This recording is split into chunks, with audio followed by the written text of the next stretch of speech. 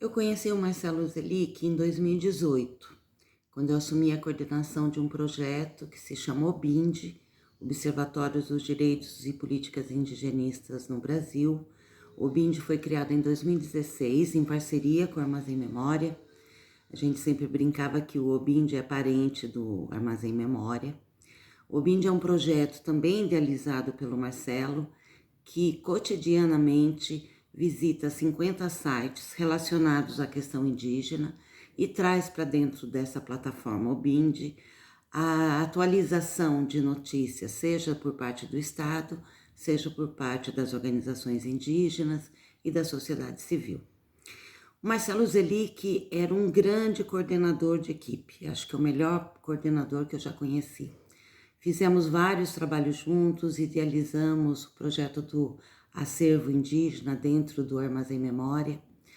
Ele tinha essa convicção, né? Ele acreditava na justiça, ele tinha essa convicção que a documentação é algo fundamental para o acesso à justiça. E nas últimas mensagens que nós tivemos, nas últimas atividades realizadas aqui em Brasília, durante o acampamento Terra Livre, ele teve uma audiência pública sobre a Comissão Nacional Indígena da Verdade. Em seguida, ele teve uma audiência com a ministra Sônia Guajajara, e ele realmente acreditava nesse instrumento. E suas últimas mensagens se relacionam a isso, essa proposta que ele tinha de como poderia funcionar uma Comissão Nacional Indígena da Verdade. Acho que esse é um legado que ele deixa para todos nós que temos esse compromisso. E, sobretudo, ele era uma pessoa incansável, né? Incansável, convicto daquilo que ele fazia.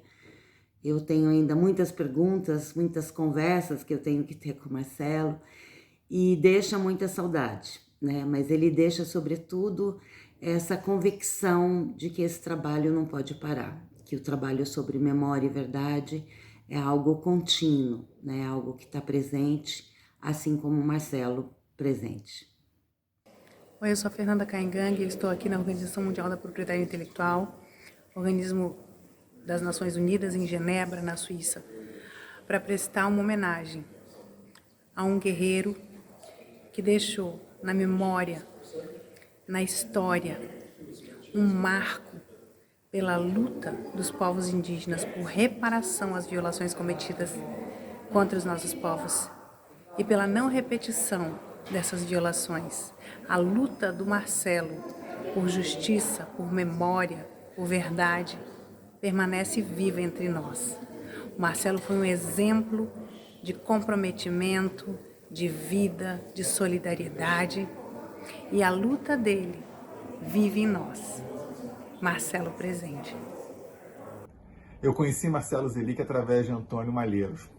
E eu pedi para Malheiros se ele conhecia alguém que pudesse ajudar nas pesquisas sobre a ditadura militar, né? E ele falou, vai aparecer um cara lá na tua sala, recebe ele que ele é bom de trabalho.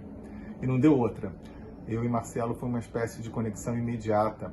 Ele me ajudou super nas primeiras investigações, na verdade em todas as investigações sobre a ditadura. Quando eu acordava tinha lá um monte de documentação, de informação que ele tinha conseguido, né? Então eu devo muito a Marcelo e devo muito a Malheiros por ter me apresentado a Marcelo. Aliás, acho que os dois devem estar agora no céu, primeiro fazendo uma grande bagunça e segundo, falando de direitos humanos. E aí eu acho que eu e Marcelo, de certo modo, demos tão bem que se transformou num casamento. Esse casamento, ele teve um filho, Paula, desculpa te contar isso agora, né?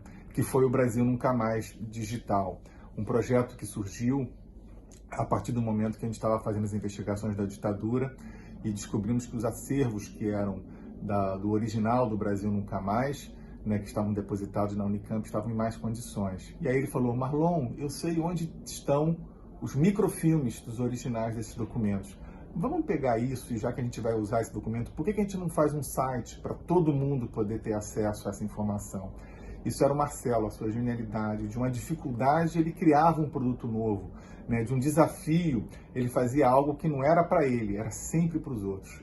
Então é por isso que eu acho que é mais uma característica do Marcelo, né? Além de tudo, de ser um pesquisador maravilhoso, a sua generosidade. Ele sempre estava com o pensamento voltado para os outros.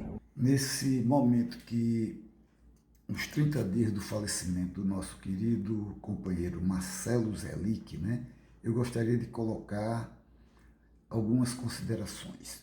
Primeiro, né, eu acho que a enorme, a grande generosidade com que Marcelo não só era, como também compartilhava todos esse tipo de conhecimento.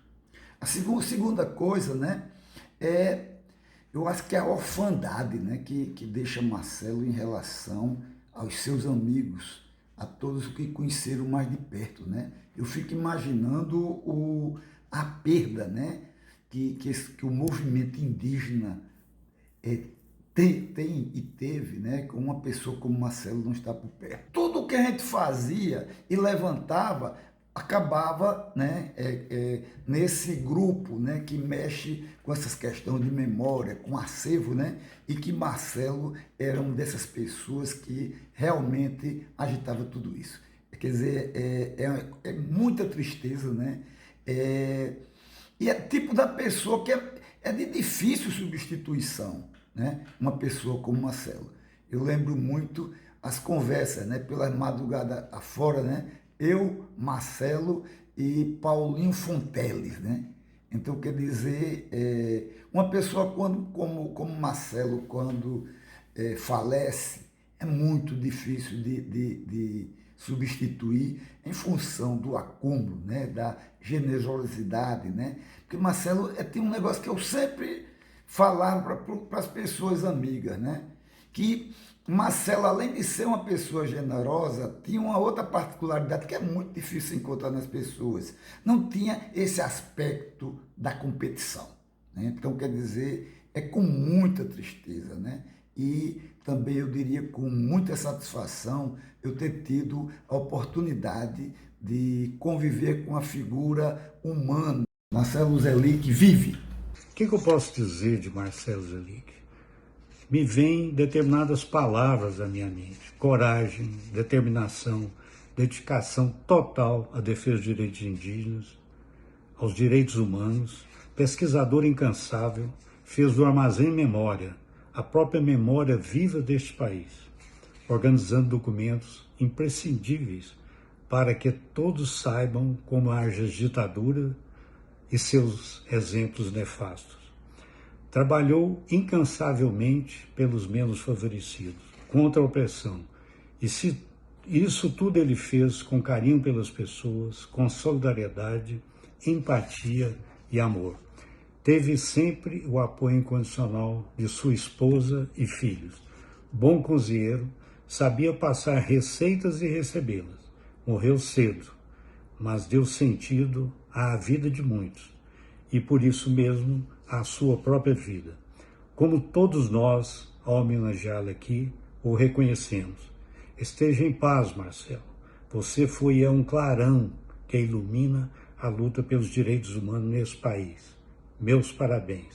Querida Paula, querida Helena, querido Júlio, queridos e queridas amigos e amigas do Marcelo e familiares. Eu sou Ana Catarina e nos últimos 3 anos eu tive o privilégio de trabalhar com Marcelo quase que diariamente ali no Armazém Memória. Eu já tinha uma grande admiração por ele, pelo trabalho dele. Eu já tinha até escrito um artigo sobre o relatório Figueiredo, onde eu falava da importância do Marcelo Zelic, da importância do achado. E aí vocês podem imaginar que quando eu conheci o Marcelo pessoalmente foi muita emoção para mim. Eu era realmente uma big fã do Marcelo. E aí em Brasília, a gente se conheceu, foi em 2017, foi no OBIND, né? O OBIND é o Observatório de Direitos e Políticas Indigenistas. E aí ele formou um GT e o nosso GT era o GT de Justiça de Transição e Reparação para os Povos Indígenas. Então, desde 2017, a gente vinha trabalhando com isso, fazendo pesquisa, né? Se inteirando. E toda vez que o Marcelo ia em Brasília, com muita honra, muito prazer, eu que era a motorista dele, eu que era acompanhante dele e acompanhava ele nas andanças dele, né? Eu fui com ele, fazia as visitas que ele fazia no Congresso, né? A gente visitou a biblioteca, o arquivo da Câmara, do Senado, e aí eu via ele, né, como é que ele trabalhava, como é que ele agia. Fui com ele no gabinete da deputada Joênia, né, eu estava com ele quando ele conseguiu as caixas com os documentos da Comissão do Índio, né, e como é que ele pediu para a Joênia, para ela fazer esses pedidos, né, de documento ali do arquivo da Câmara. Também fui com ele várias vezes, né, no arquivo do CIMI e também no MPF.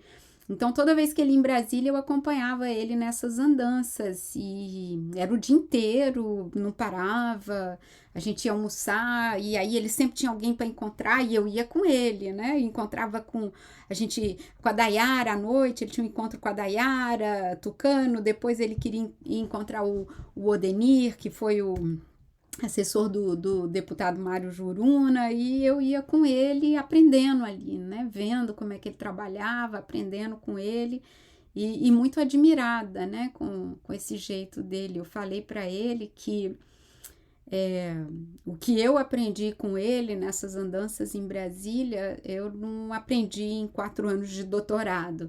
E eu disse isso a ele porque o que o Marcelo fazia era o que a gente chama de memória-ação, né? De direitos humanos em ação. Então, tudo que a gente estuda na universidade, que a gente lê, e que não tem aplicação, com o Marcelo eu vi como é que se colocava em prática, né, os direitos dos povos indígenas, os direitos humanos, a memória-resistência, né? Ele chamava de memória-resistência, o armazém memória, o conteúdo, né, do armazém memória, e a memória-ação.